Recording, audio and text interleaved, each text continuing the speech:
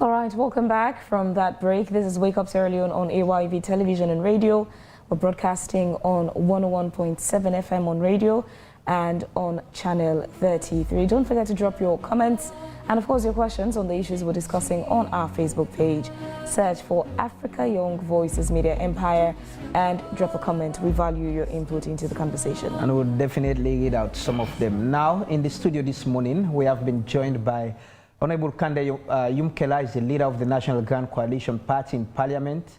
Honorable Yumkela is here to talk on issues of alleged marginalisation and violation of his rights in Parliament by the Speaker and that of the leadership of Parliament. He will also be speaking on President Bio's speech delivered in Parliament some time ago and some of the issues in it. Good morning, Honorable, and welcome to Wake Up Sierra Leone. Thank you for having me. It's been a while. It's been a while. Belated birthday.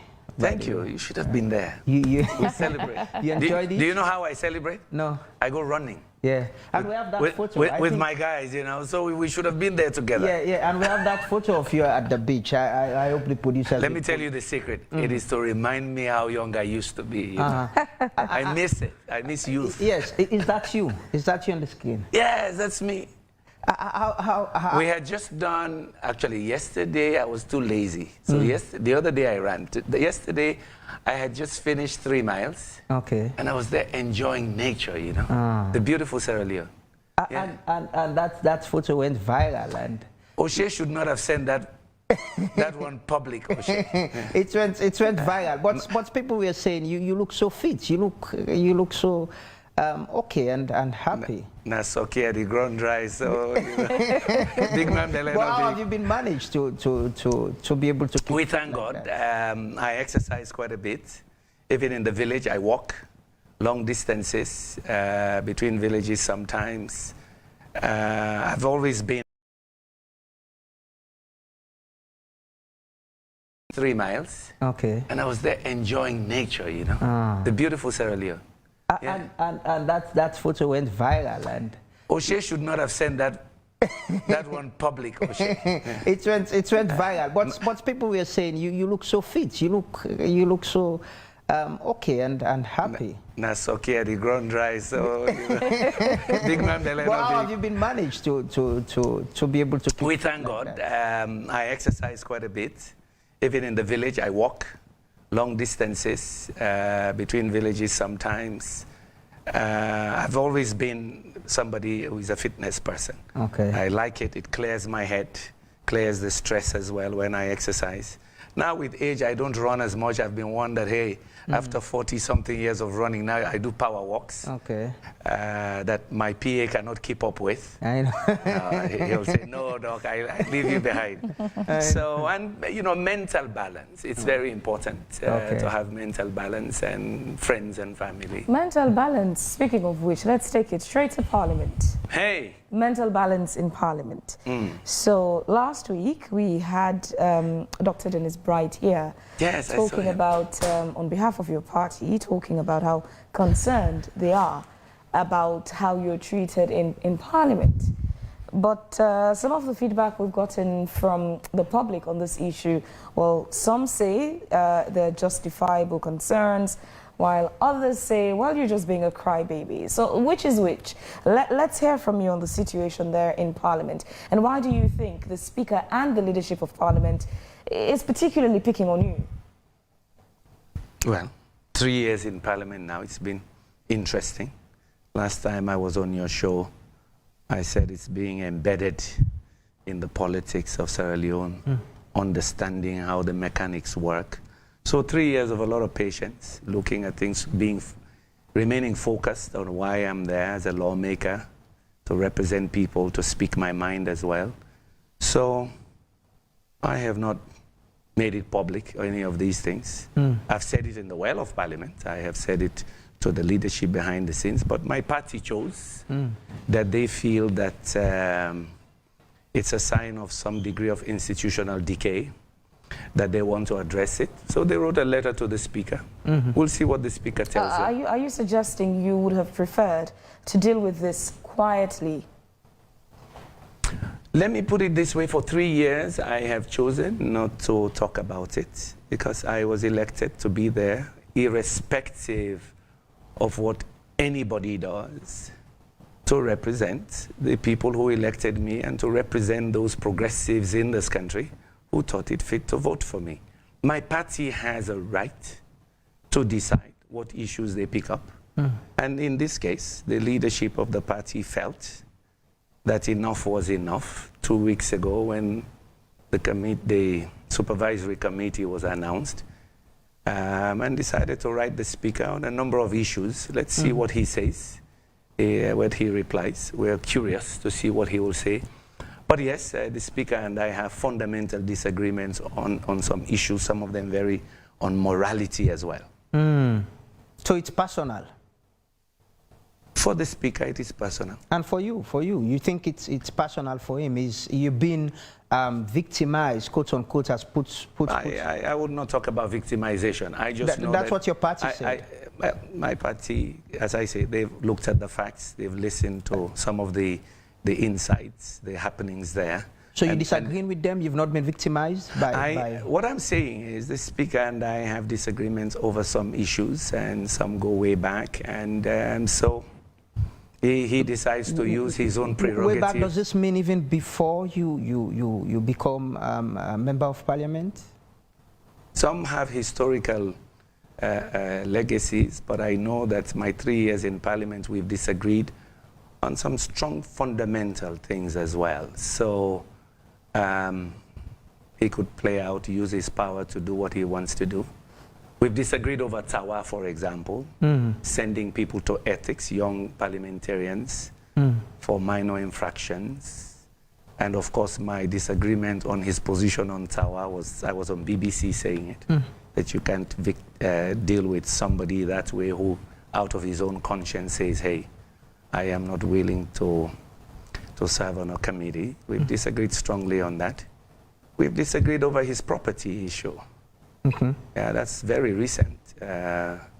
We've disagreed because I believe it is a conflict of interest, big time. It's almost, it debases the parliament. To ask the parliament to give you your properties back when you don't go through a petitions committee. It is, you know, I've said on your show for 3 years that corruption is not just about money. Corruption is also when you debase institutions, when you play with the rules for self-gain. We've disagreed strongly on that, privately. Are you referring to moral corruption? In that sense, does it imply that parliament or the leadership of parliament, including the speaker... I have focused on the speaker. Yeah, so does that imply that the speaker has been morally corrupt, if that's what you say? It matters if you use an institution to overturn a decision like that in your own tenure. Yeah, and you do it in a way when some leaders are not in parliament.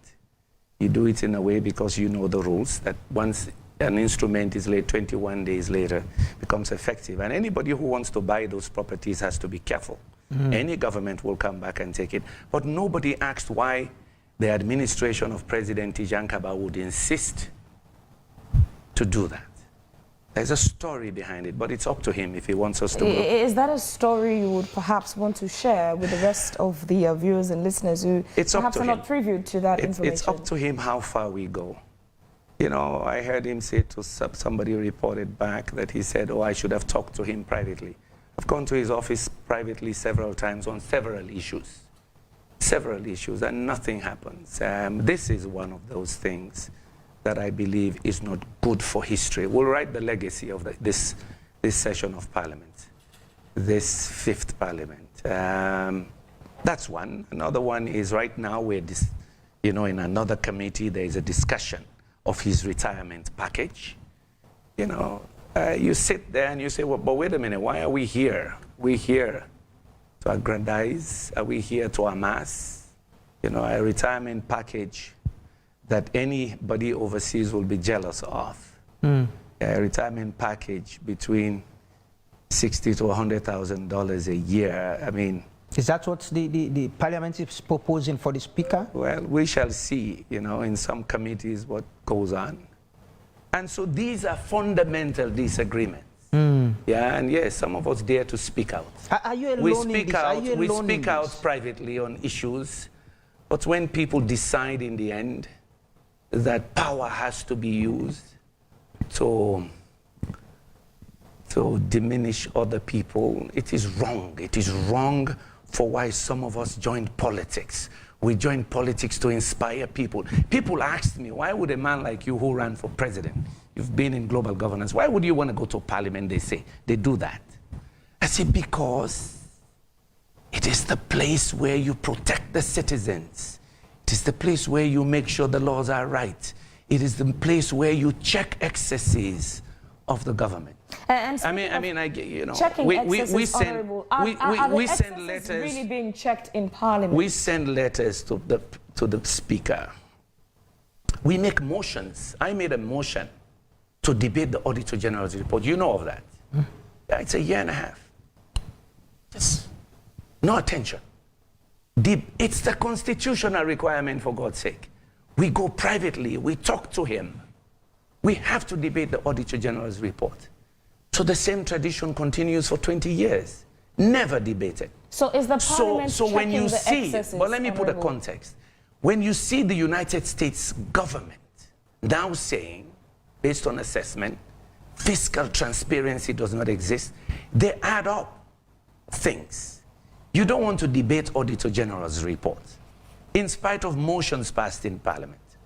We ask for public hearings on issues. Africanist press. Boom, letter ignored. You send a bill to the speaker. Say, please help me gazette this bill so the public can debate it, because it is a requirement. It is a requirement in the Constitution and the standing orders. It's not a favor. We don't have to beg. I'm a lawmaker. If I send you a bill, send it. Because I ask, so what's the procedure? So everything is arbitrary and based on how people feel about you. So for me, I have a litany of letters I sent and ignored, and motion I passed on debating. I was on the media, you know, here in 98.1 saying, it is a constitutional requirement that we do it. So today we're beginning to pay. You know, governments look at you, investors look at you, that if these basic things cannot be done, something is not right. And how can we then preach transparency and morality Honorable to government? Yumkela, standing on the point you raised, that corruption is not only about siphoning money or misusing money, or sort of, it has moral issues and you know, subverting procedures and processes as well. Is it safe to say, you know, the parliament you're part of can be accused of being corrupt as well? I'm not putting any aspersion over the parliament. But yeah. The speaker is part of parliament. I am very specific. I'm very specific on the... But the speaker, you can't take the speaker away from parliament. I am very specific of my disagreements with the speaker. But the speaker is part of parliament. He doesn't take decisions. He's also free to address it when he feels like. He doesn't take decisions alone, I suppose. He's part of parliament. It's his prerogative to decide how he wants to do it. There's some things he takes on his own. So on the things, quickly, Phoebe, on the things you've been mentioning, on the issue of you writing a letter to the speaker, raising issues of concerns about him getting his house again, don't you think that's collective responsibility? Other members of parliament are part of these processes. They can as well raise concerns, but they're not doing it, you're doing it. Everybody has a right. We were all elected for 5 years. I take very seriously that I was elected. I take very seriously that I don't serve at the pleasure of anybody except the constituents who elected me. That's where, and the citizens of this country, for my accountability. So I choose to speak out, and that's some of what some of the minions say. Oh, they talk too much. Oh, we all say, no, I agree with other people there. The other one, there was another junior guy trying to teach me about collective responsibility the other day. I looked at him and said, I was serving as a minister when you were still in primary school. You want to teach me? And what is some people's idea of collective responsibility? Just keep quiet, and we do what we want to do.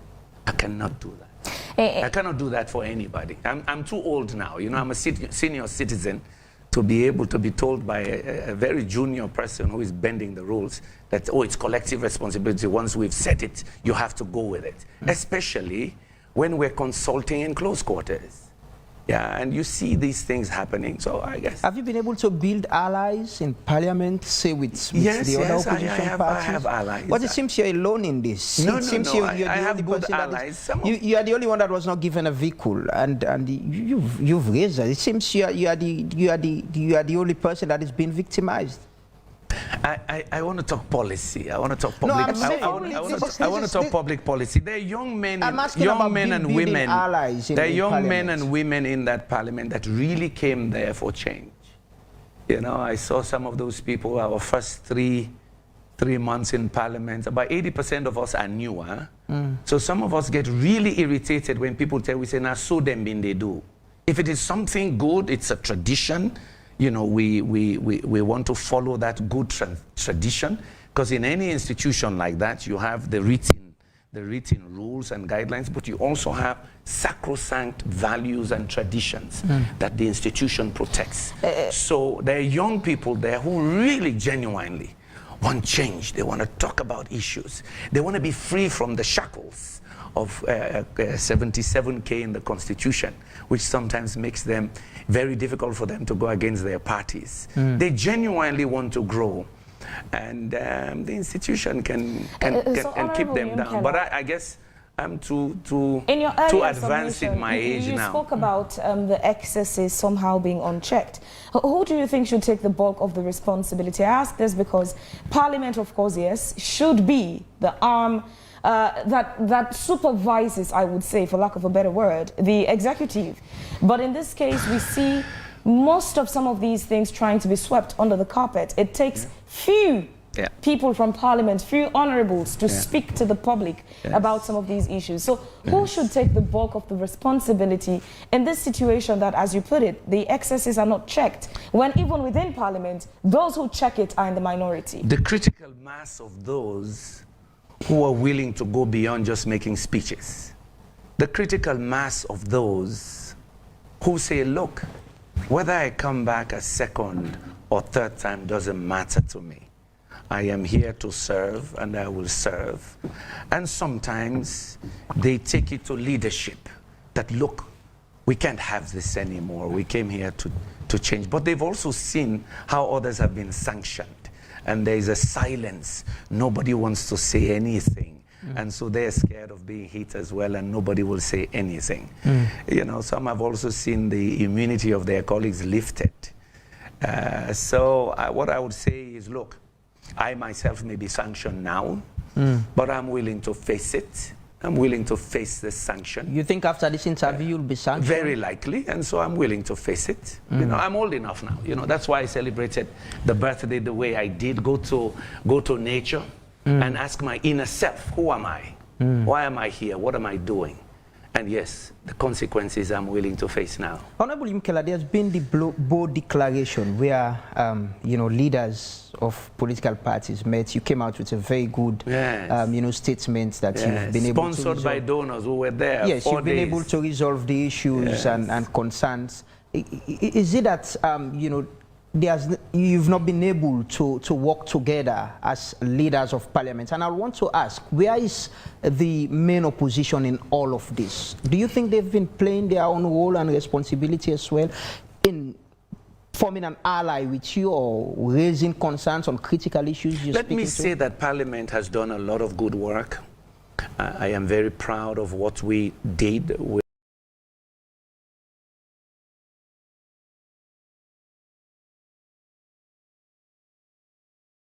responsibility as well in forming an ally with you or raising concerns on critical issues you're Let me say that Parliament has done a lot of good work. I am very proud of what we did with the cybercrime bill. I'm very proud of what we did on the Peace Commission, even though government disagreed with some of our positions. But we have parliamentarians who spend time in what we call pre-legislative processes. That's where the law is really hammered together. You know, when you bring a law, we go there and we go through line by line before it comes to what you see on TV.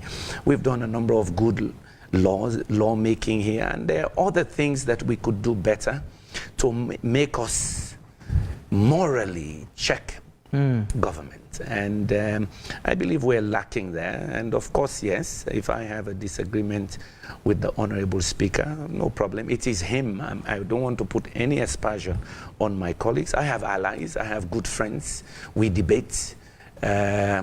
Even when they disagree with me, even before some debates, people come and say, Doc, so when are you taking the floor? We want to listen well.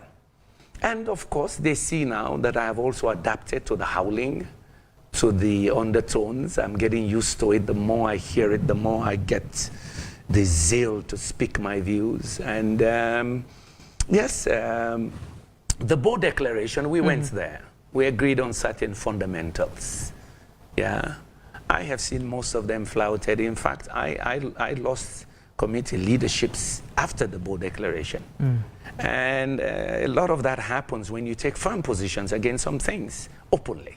And people have told me, well, you shouldn't do that openly. You should come and talk to us. Who are these people? So I sit there and say, you should come and talk to us. You are supposed to consult me. You're supposed to consult me as a leader of my own party, that here we're bringing so and so. What is your view?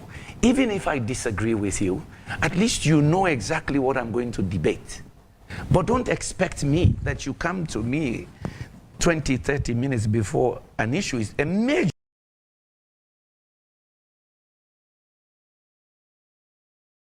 Not minor. Before you put a major issue on the table, and I just got the document, and you want me to say, yes, I support and concur. Come on. That even debases my own intellectuality. Is that how it happens there in Parliament currently? Sometimes. In fact, most times, documents are given day before or the day itself. You can't do due diligence. And some people believe that things should be rushed. Remember, we challenged the last administration on rushing through things. And so for some of us, it's a fundamental problem we have. But just as an individual, you know, you go to school, you learn. Some of us did a lot of years in school to be analytical, to do due diligence, to check, you know, consult with others who are experts in the field. And you just want me to stand up and concur and support. So when you take strong positions against things, yes, people get subtle sanctions. Honorable, so what's the volume of the opposition voice in Parliament? When I say opposition, all the opposition parties put together. What's the volume of the opposition? So what's your own matrix? Is it 1 to 10, 1 to 5? Maybe we could use a scale of 1 to 10. The opposition, look, I would say we are 6. I wish we were 7 or 8. We're at 6, so not too bad. But I really believe we could be 7 or 8. When you're 7 or 8, the government is careful what they put in front of you. When you're 7, 8, or 9, probably 10, the government knows that, hey, wait a minute. We got to be careful. We, opposition, should be insisting on hearings. We should be insisting on question time with ministers. We were promised that by the Speaker in Bo. It's how many years now? 2 years? How many ministers have we called there for question time?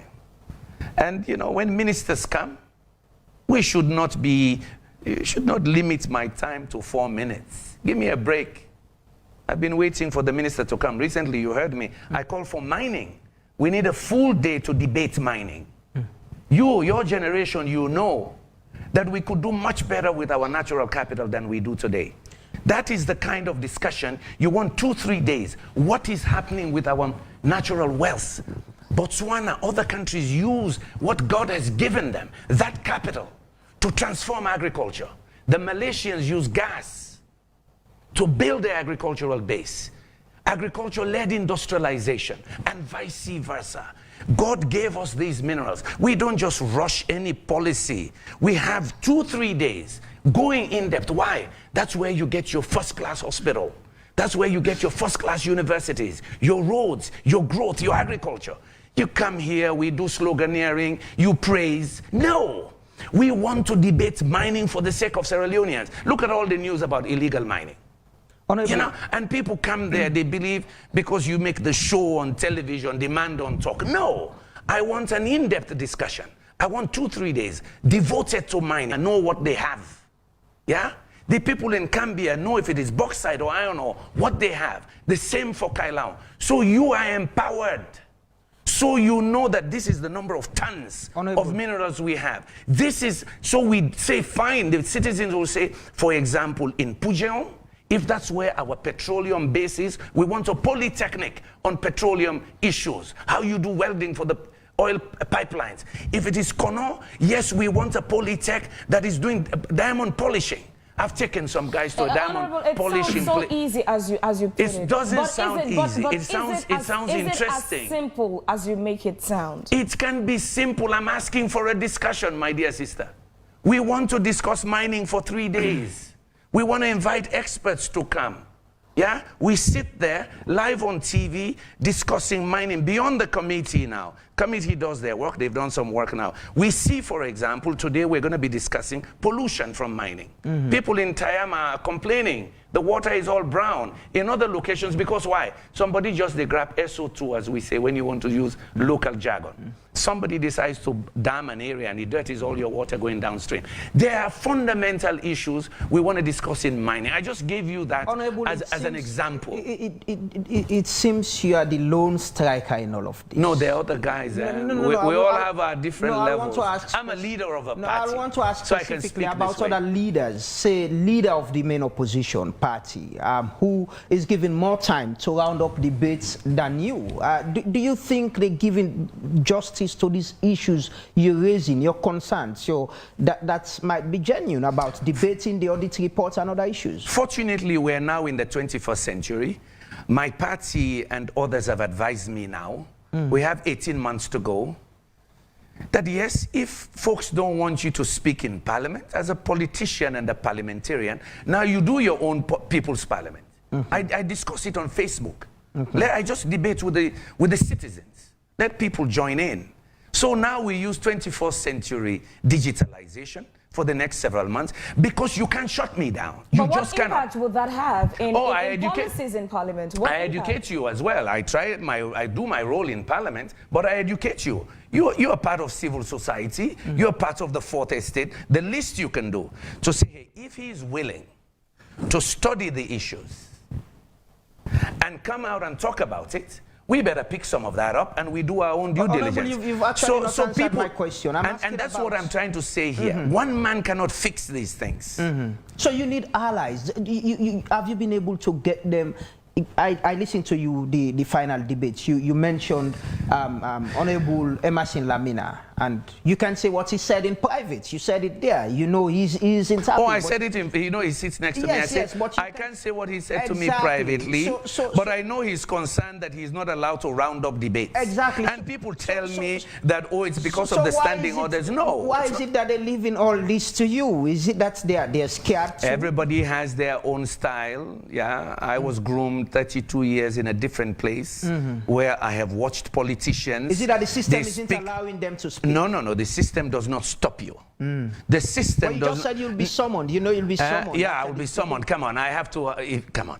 At my level, you contest to be a parliamentarian, and I allow somebody to intimidate me. Give me a break. So the system intimidates. The system, the culture here has its own barriers. But the individual took an oath.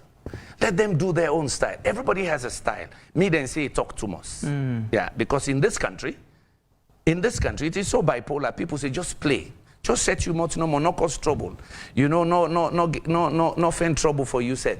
Some of us, I mean, we've been trained different. We discuss public policy outside, we debate it, and we take firm positions.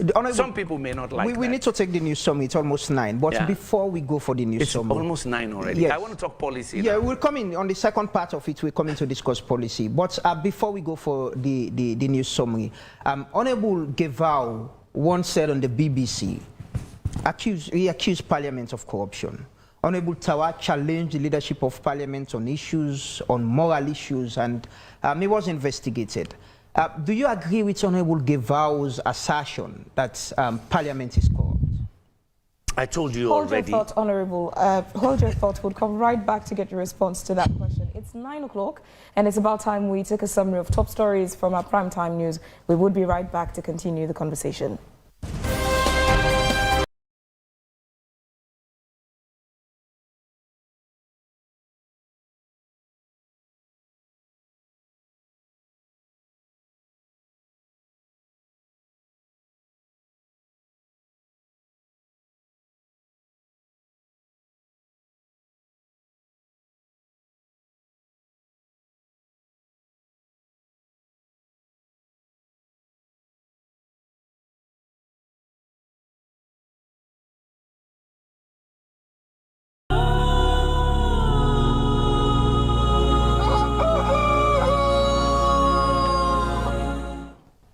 Well, welcome back. That was a summary of top stories from our primetime news. So we're coming to discuss a little bit of policies, the statement, the speech delivered by the president. But quickly, Honourable Yumkela, we are going to respond to the question I asked about alluding to the assertion of Honourable Gevao about corruption in Parliament. Do you agree with him? It took a lot of courage on his part and Honorable Tawa's part to say what they said at the time they said it. A lot of courage. Is that the courage you have in to come out and speak? We hope that that courage of wanting righteousness, of wanting morality to prevail will continue amongst themselves. And especially, I always go back to the younger MPs. Here's what I admonish them, that whatever happens here, you and your generation will pay if we do the wrong things here. So you have even more moral obligation to make sure things are right. So at the time they did what they did, it took courage. Let us hope others, because we have, 18 months, 19 months left. I'm asking if you agree with them. We have 18, 19 months left for others to say, look, it's about right. It's about our oath of office now. There's a line there we say, against all personal prejudices also. So let us hope others will be able to help us have a better parliament so that people will not use our own errors as precedent. That, oh, na so them been doing, so na so we for continue, even if it bad. So, inshallah, some will gain the same courage. Honourable, is Parliament corrupt? My dear brother, there's a number of cases where we're not following the rules. We're not following the rules. Some people are bending the rules as well. Does that qualify to say on not following the rules? In your earlier statements when we started the discussion, you said corruption is not just about money, it's about not following rules, procedures as well. Does that mean Parliament is corrupt? There's an element of that, yes. There is an element of corruption in Parliament? There's an element of indeed not following the rules and bending the rules. Means there is some elements of corruption in Parliament? Potentially. Okay. Quickly, let's listen to the Speaker of Parliament. He actually addressed the letter that was sent to him by the NGC. Briefly, we'll just listen to his reaction. He said that was his preliminary reaction. Then we'll come back and continue the discussion with Honourable Yumkela. Quickly, let's listen to that. I'm almost there. I was waiting to confer with some authorities, but as you know, the renovation has somehow disrupted the organization in my office. But before too long, I will come up with a ruling on that matter.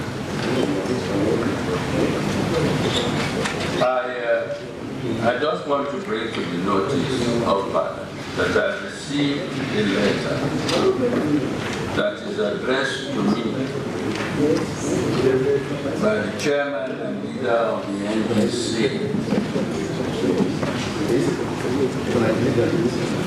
complaining about persistent marginalization and violation of the rights of the Honorable Kandeh Yumkela. I've only just received it this morning, but I will take time to read it and to respond to it. But in the meantime, I observe that, of course, Honorable Kandeh Yumkela is not in our midst. He sent me a message this morning to say he was unable to attend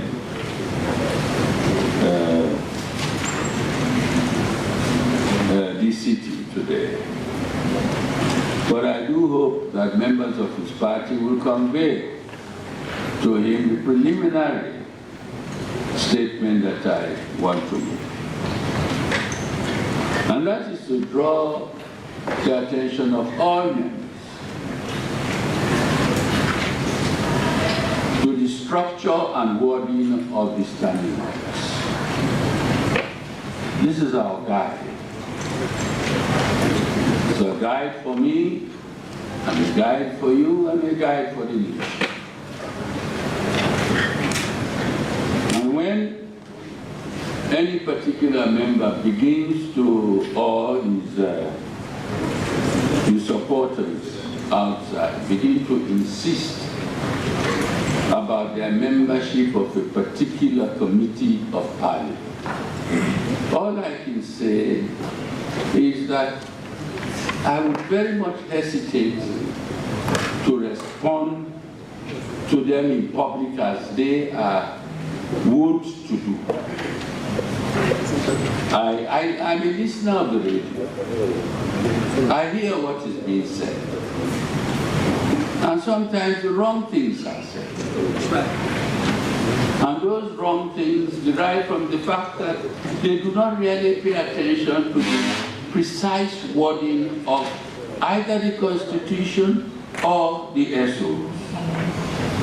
And they mislead themselves, they misadvise themselves, and they are prompt to go to the public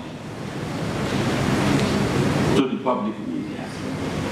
I do not enjoy that luxury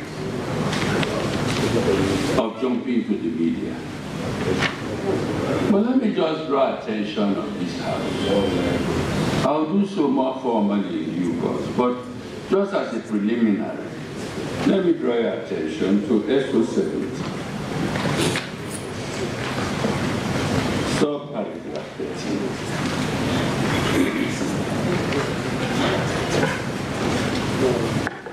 It talks about the composition of the supervisory committee.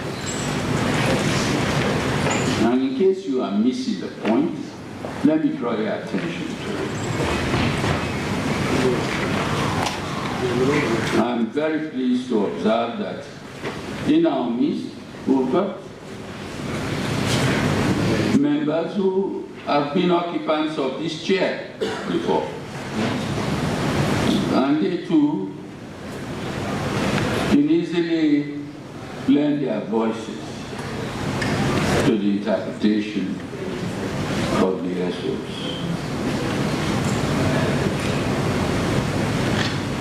It says a supervisory committee of all committees, consisting of all parliamentary leaders.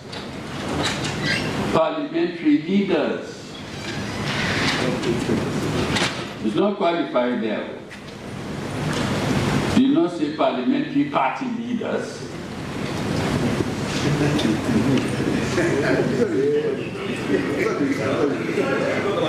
No, it's not laughing matter. It's no laughing matter. It's no laughing matter. You cannot inject words that do not appear in the SOs.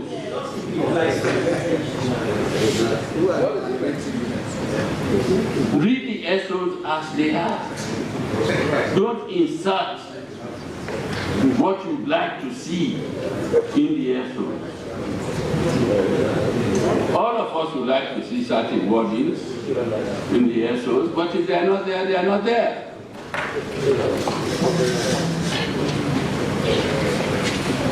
And those parliamentary leaders are chaired by the majority party leader. That is where, you see, the SOs are deliberate. Where they want to use party, it's very obvious. They'll use the word party. Where they don't want to use the word party leader is also obvious. And if you look at that paragraph, it's very clear where party leader is mentioned. Let me go over it again for the edification of all of us. The Supervisory Committee of all committees, consisting of all parliamentary leaders, chaired by the majority party leader of the House and the Clerk of Parliament as Secretary, shall monitor the activities of all parliamentary committees to ensure the proper conduct of their mandate.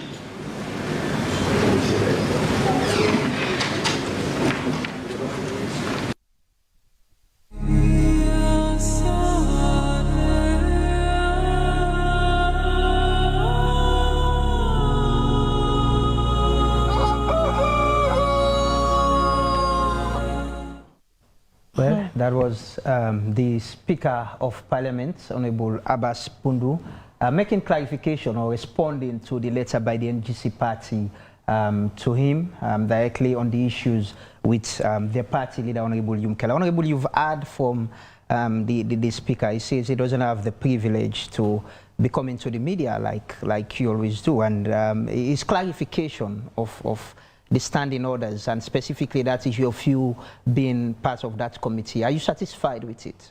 Of course it's hogwash. That's why people were laughing. When we start parliament, when we start new parliament, they ask each party to send a list of their leaders. In parliaments around the world, the leaders are the leader of the party, the deputy leader, the whip, the deputy whip. So even the sitting arrangements are done that way.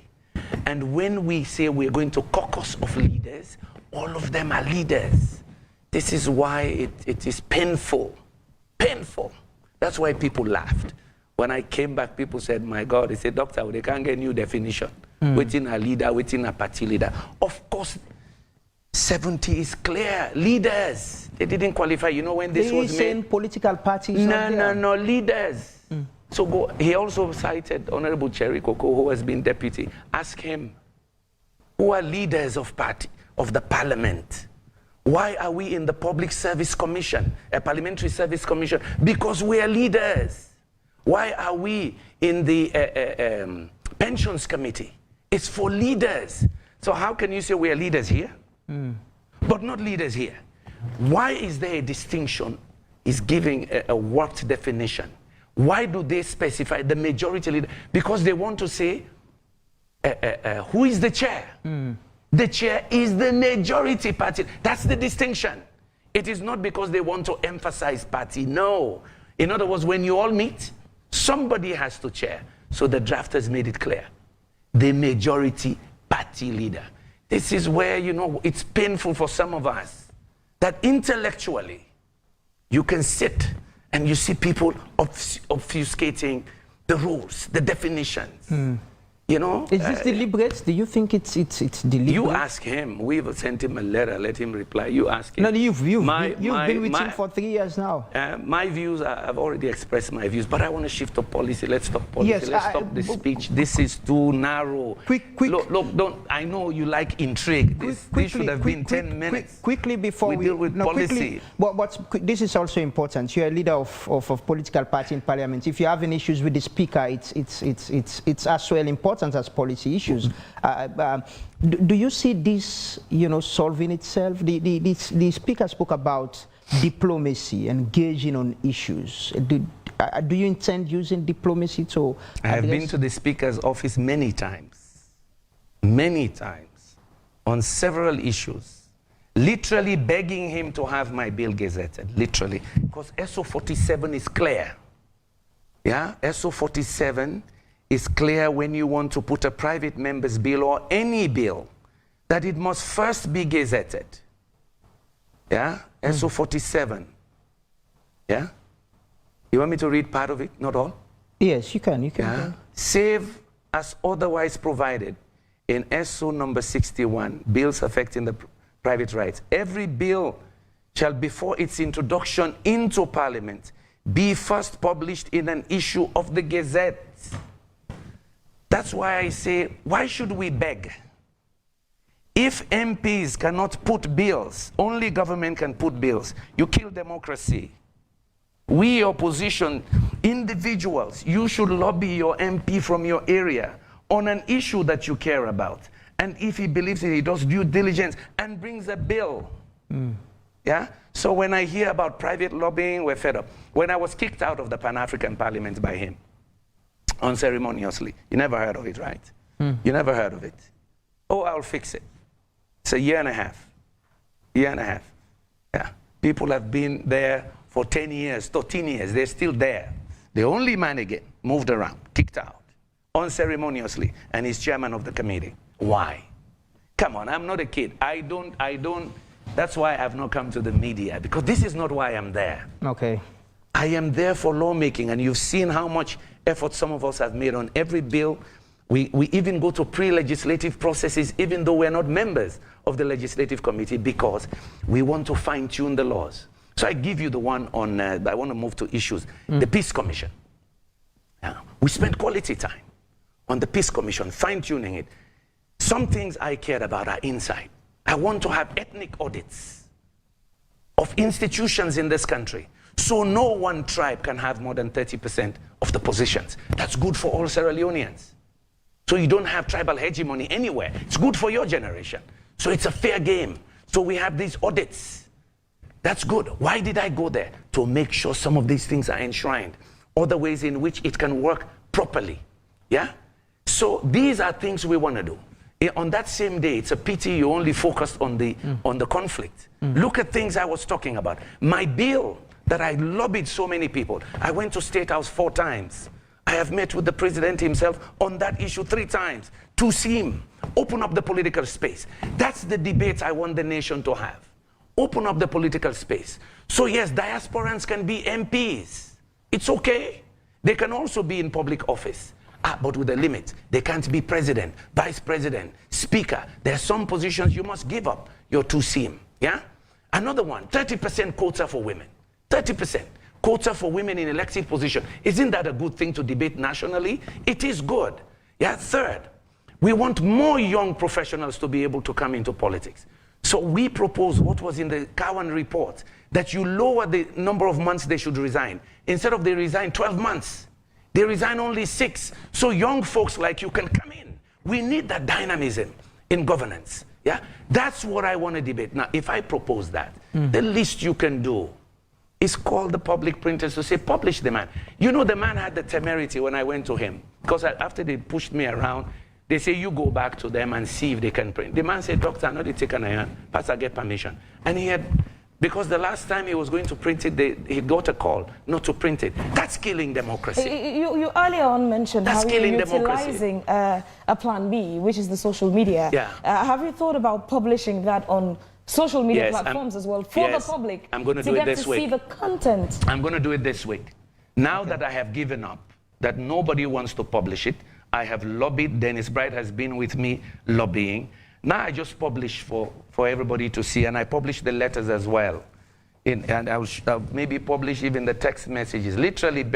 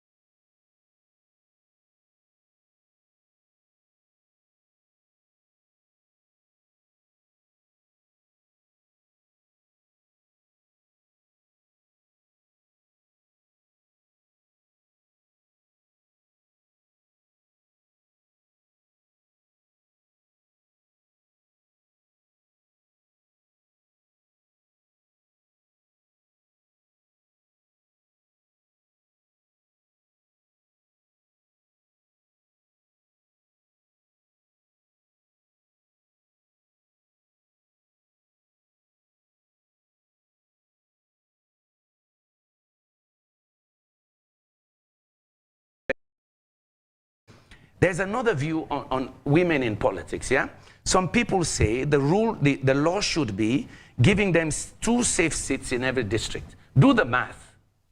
My proposal of 30% is more than 2 in every location. Now, because it's 30% of 146, yeah? Compared to having 2 each, which is 32. Now, but that is what is beautiful. In other countries, you take 2 proposals like this, you meet with the women's group, they debate, they choose the one they want, and they mobilize to make that law in Sierra Leone. Is that bad for this country? Is that bad? Is it bad to encourage the diaspora to come? President Bio promised that in his manifesto. I did the same, bipartisan. I told you, I went to State House. I went to the APC. Cherno Maju and I sat down looking at some of the text. I went to Yansane. He took it to Excellency Anesbai Koroma. So this is how much in 3 years. I mean, all you have to do is gazette, so you debate. No. Money no day, and then the man tells me, unless he receives instructions to publish. Which man? Now Which tell man me, the manager of the government printers. Just stifling lawmaking. That's illegal. But of course, that's the way culture and system wants it. So in a situation like this, what's the redress mechanism? What's the provision? My God, it's people like me speaking out, eh? So you better fix your institutions. Obama said, Africa needs strong institutions that will resist this kind of personal, arbitrary definitions of leaders. Arbitrary, personal, convenience. It's wrong. Institutions protect systems. Donald Trump could not change the Supreme Court's how they define things. Parliamentarians were courageous to stand up. But here, this is why we educate some of you. You, the next generation. My role in Parliament now, the remaining time that I have, is to educate as much as I can. Yes, I'll use social media more now. To educate. Why? I am hoping some people really feel energized, excited to want to come in. If you don't fix some of these institutions, you're dead. Everything is arbitrary. People just interpret rules the way they like. Constitution says debate. Auditor General's report, they say, we'll not be done one before. And somebody gave me that careless talk, but go check, we'll never do one. No! But the speaker told me in his office, Kandeh, don't worry, it's a constitutional requirement. Hello! It's not only me, Tawa made the motion. Chief Baikul made the motion. I did it. Hassan Priest, Honorable Mara and others have raised it. He just ignores us. That's arbitrary. Institutions have to be beyond an individual. They have to have fundamental values, principles, systems that does not allow this arbitrariness. You decide what leaders mean. No. Disciplinary actions will not deter you from speaking up? Well, unless I find in the Constitution, yeah, because I know what para 98, 99, 100 says, what my rights are. Disciplinary action will not stop me talking to the media, never, because indeed, I am guaranteed that here under paragraph 98, freedom of speech and debate, parliamentary privileges, 99 and 100. Nobody can... Well, there are parliamentary guidelines of course, but my fundamental rights matter too. So maybe we have a good test case for the Supreme Court. When Donald Trump exceeded, right? He goes to the Supreme Court or the parliament goes to the Supreme Court. So either way, I think now the judiciary comes in. This is why I also maintain that the judiciary is crucial. Crucial in keeping democracy to work well. This is the last place we have to interpret laws in the Constitution. Honorable Yumkela, I'm sure the situation in Parliament must have gone beyond your earlier expectation before vying for office in Parliament. Do you get to a point now where you look back and regret getting to Parliament? Hell no. Hell no. In fact, I'm very happy I went into Parliament. Very, very happy. Because I see where the inertia sometimes comes in systems. Why things don't change. How culture defeats constitutionality and legality. Culture. Whether it's a culture of arbitrariness, culture of just power, you know, that power don't kind of me hand, and me turn now, or other cultures that kill our country. So would you want to stay in parliament, or are you still vying for the big seat, the presidency? Yeah. Maybe that's 2023. We still have 18 months. But you say you have 18 months. We still have 18 months. We'll cross that bridge when we get there. Let me focus on how I use the next 18 months to make laws. For the sake of those who support you, who follow you, is a second term in parliament something you're aiming for, or you're still taking a shot at the presidency? Everything is on the table right now. Every single option is on the table. We're examining, but we want to focus on the current assignment. Okay. And the current assignment, we want to optimize the use of that time, inshallah. Just quickly, and there are talks about you attempting to liaise with the main opposition, APC, in ways that it's projected that you're switching to join the All People's Congress. I have said 2 months ago, and I have said it several times now in public, 2023 elections will be decided by strategic alliances. I have no doubt in my mind. I have no doubt that 2023, the outcome will be determined. So you're by an alliance against the ruling party? And alliances. I leave it in plural. That is what is going to prevail in 2020. Remember that the difference in the first round, the last time, was about 2-point-something%. So any percentage shift in a close race matters. Second, it is important now for progressives to know that they have a role in this polity. If progressives have a role in this polity, progressives can be across several political parties. This is the time now. We're fighting literally for the soul of Sierra Leone. Literally for the soul of this country. Honorable, let me take you to the policy issues, the statements, the speech delivered by His Excellency the President in the Way of Parliament. And I want to start with the economy, monetary policy and trade. And in one of his statements, he said, "My government has also undertaken extensive reforms in public financial management, including the automation of revenue collection and management processes by NRA, strengthening of the legal framework for domestic revenue mobilization, strengthening of payroll, and so on and so forth." And I know you've been talking a lot, you've been raising issues about the economy and the issue of strong fiscal management. What's your reaction to that statement by the president on, it is true. On the economy? On the economy, what he says here on those reforms, very true. And Parliament made a big contribution to that, because all of those were passed in Parliament, and all of us helped to pass them, okay? Very true. However, as I said in the debate, economic policy, eventually, our evaluation matrix will be, have you created jobs? Have you created wealth? Have you improved the living standards of the people? Have you improved basic social services delivery to the people? I've been in countries where they allocate billions, for example. The government will say, we've allocated 3 billion to roads. And they indicate the area. So you're moving around. You say, but there's supposed to be a road here. Governments like to speak in terms of allocations. We, citizens and opposition, have to speak in terms of results. Are the results there? Do we have value for money? Are the people's lives changing? We better today pass yesterday? That's the fundamental question. This is why you see in the debate, I praised His Excellency for his vision and some of what he said here. But I also said to him, please, sir, look now, evaluate, assess and evaluate now. Are you getting your results? Are people delivering what you wanted? For example, the debt burden is high. The debt burden is high. This country, the international community, has been very generous to us. Unbelievably generous, for good reason. They don't want us to become a failed state. And also, of course, with Corona, there was a move to support countries like ours. This government has 1.5 billion in the last 3 years in grants and loans. So what have we asked for as the people's rep? Give us a list of all the loans you've taken and for what purpose.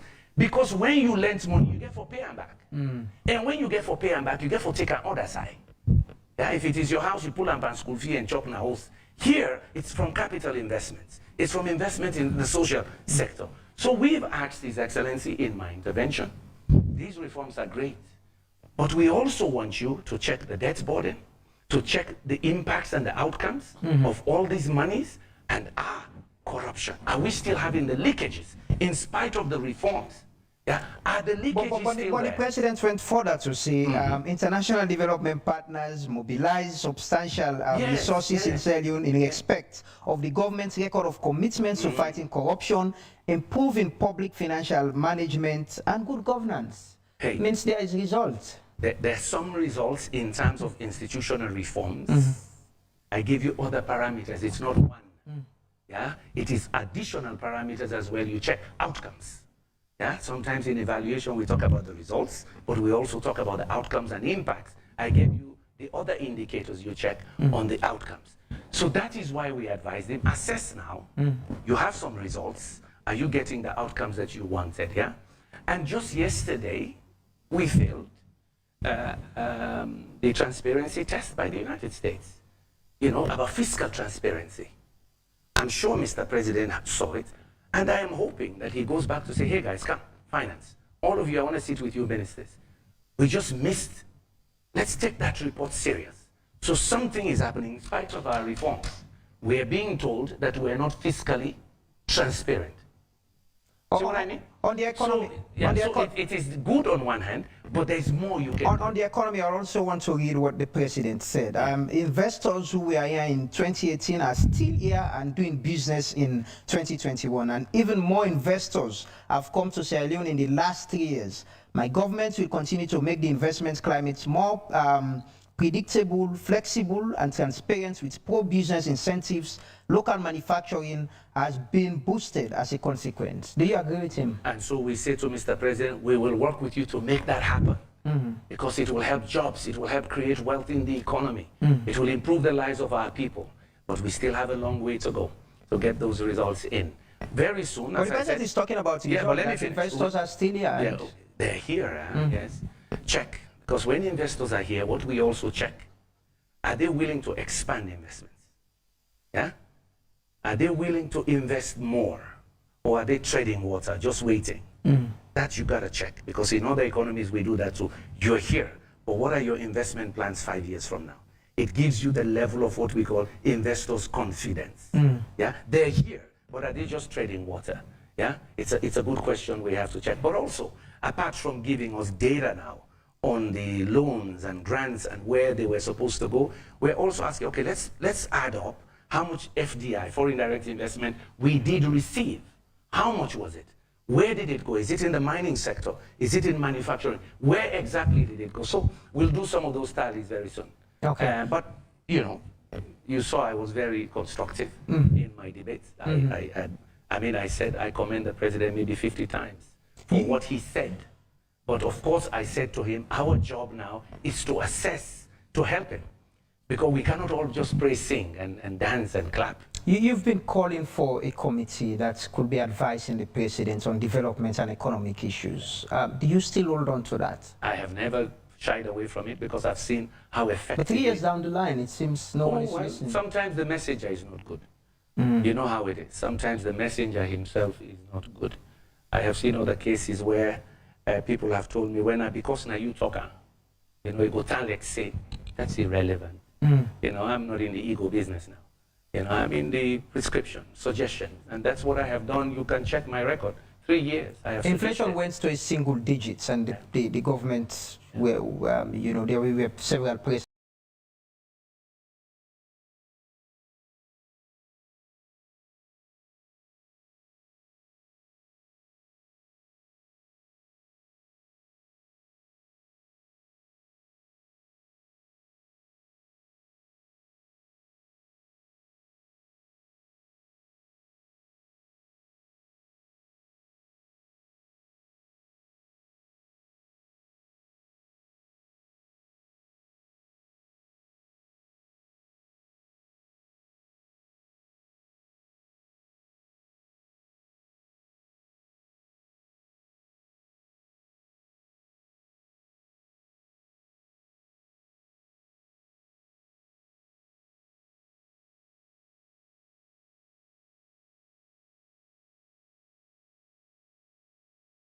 Because all of those were passed in Parliament, and all of us helped to pass them, okay? Very true.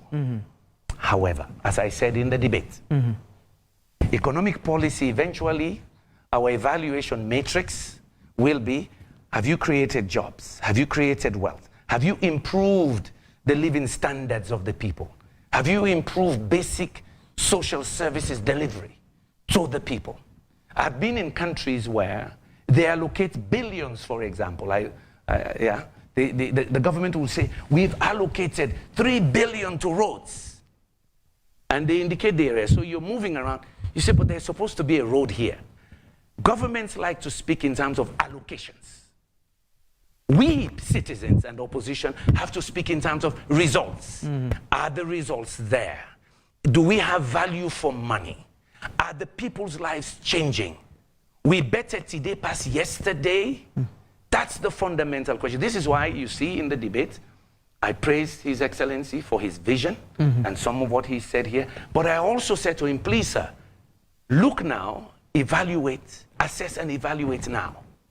Are you getting your results? Are people delivering what you wanted? For example, the debt burden is high. The debt burden is high. This country, the international community, has been very generous to us. Unbelievably generous, for good reason. They don't want us to become a failed state. And also, of course, with Corona, there was a move to support countries like ours. This government has 1.5 billion in the last 3 years in grants and loans. So what have we asked for as the people's rep? Give us a list of all the loans you've taken and for what purpose. Because when you lend money, you get for pay and back. And when you get for pay and back, you get for take an other side. Yeah, if it is your house, you pull up on school fee and chop in a house. Here, it's from capital investments. It's from investment in the social sector. So we've asked His Excellency in my intervention, these reforms are great. But we also want you to check the debt burden, to check the impacts and the outcomes of all these monies, and corruption. Are we still having the leakages in spite of the reforms? Yeah, are the leakages but still there? The president went further to say international development partners mobilize substantial resources in Sierra Leone in respect of the government's record of commitments to fighting corruption, improving public financial management, and good governance. Means there is results. There are some results in terms of institutional reforms. I give you other parameters. It's not one. Yeah, it is additional parameters as well. You check outcomes. Yeah, sometimes in evaluation we talk about the results, but we also talk about the outcomes and impacts. I gave you the other indicators you check on the outcomes. So that is why we advise them, assess now. You have some results. Are you getting the outcomes that you wanted? Yeah, and just yesterday we failed the transparency test by the United States. You know, about fiscal transparency. I'm sure Mr. President saw it, and I am hoping that he goes back to say, hey guys, come, finance. All of you, I want to sit with you ministers. We just missed. Let's take that report serious. So something is happening in spite of our reforms. We are being told that we are not fiscally transparent. See what I mean? On the economy, so, it is good on one hand, but there's more you can do. On the economy, I also want to read what the president said. Investors who were here in 2018 are still here and doing business in 2021. And even more investors have come to Sierra Leone in the last 3 years. My government will continue to make the investment climate more predictable, flexible, and transparent with pro-business incentives. Local manufacturing has been boosted as a consequence. Do you agree with him? And so we say to Mr. President, we will work with you to make that happen. Because it will help jobs, it will help create wealth in the economy. It will improve the lives of our people.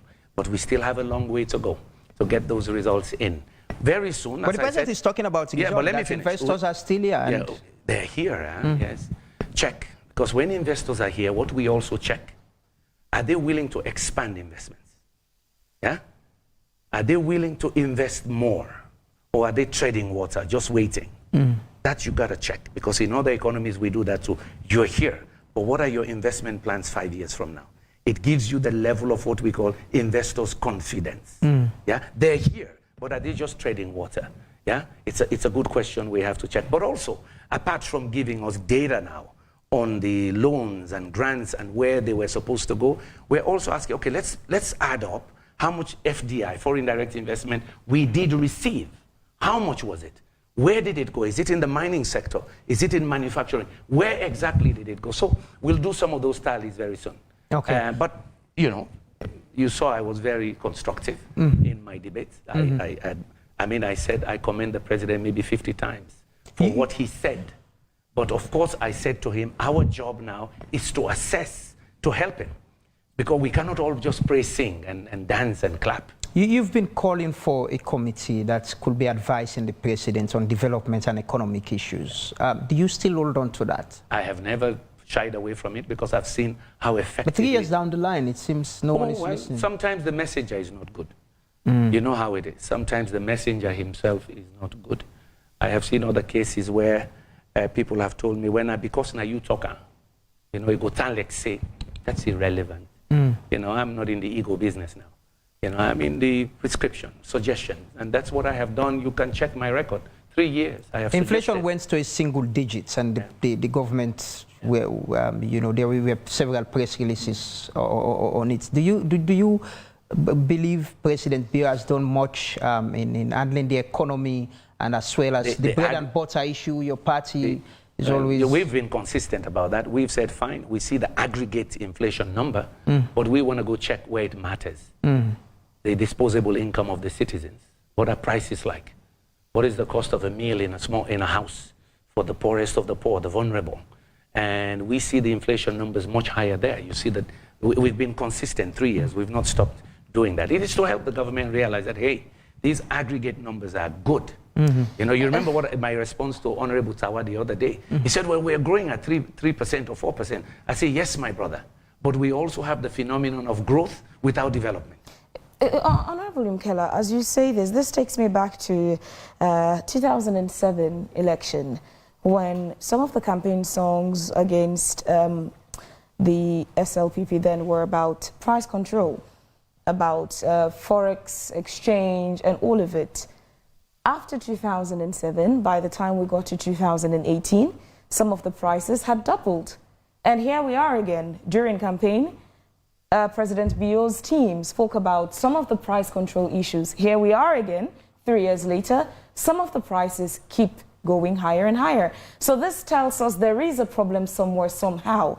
Have you been able to at least maybe understand where the problem is coming from and where we're getting it wrong, that consistently over the years, when it's election time, when it's campaign time, these are campaign promises to the public, yet the deliverables are not there. The prices are neither maintained nor are they reduced. We keep going higher and higher. The other day in Parliament, I talked about structural issues. That's why I believe we should stop just the slogans now and really look at structural barriers in our economy. If we don't fix those, the rest of the economy will not move. And of course, economics is stubborn. You can make the slogans. Say inflation is now 8%, but at the marketplace it is not. So agriculture is crucial. Again, you heard me commend the government for the efforts they've made. But we got to drive it down some more. For example, every government does the same. The moment they come in, they say, we bring in 200 more tractors. The problem is solved. No.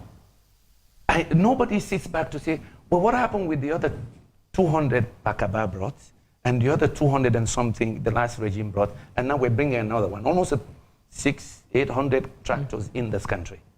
Is there a system for repairs and maintenance? Has the problem been wrongly diagnosed in a way that it's bringing us the wrong solution, thereby not giving us the desired result? A number of times we do diagnose correctly, that typical. So where is the problem? Implementation and also politicization. I have seen a number of programs indeed politicized.